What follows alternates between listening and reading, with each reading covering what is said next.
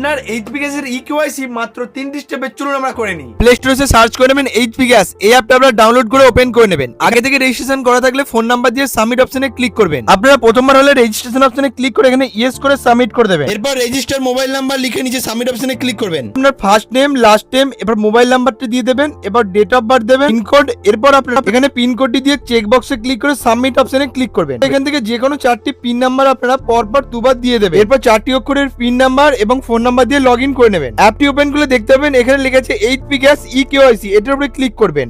এরপর আপনারা এখান থেকে পপ আপটি শো করবে, এখানে প্রসিড অপশনে ক্লিক করবেন। এরপর এখান থেকে চেক বক্সে ক্লিক করবেন। ক্লিক করে নেওয়ার পর যে ব্যক্তির নামে রেজিস্ট্রেশন আছে এই গ্যাসটি, তার একটি ক্যাপচার ফটোতে ক্লিক করে তার একটি ছবি ব্লিঙ্ক করে তুলে নেবেন। এখান থেকে একটি অ্যাপ ডাউনলোড করতে হবে, আধার ফেস আইডি, এই অ্যাপটি আপনারা ডাউনলোড করে নেবেন। এখানে যে একটা চেক বক্স আছে ওটা ক্লিক করবেন।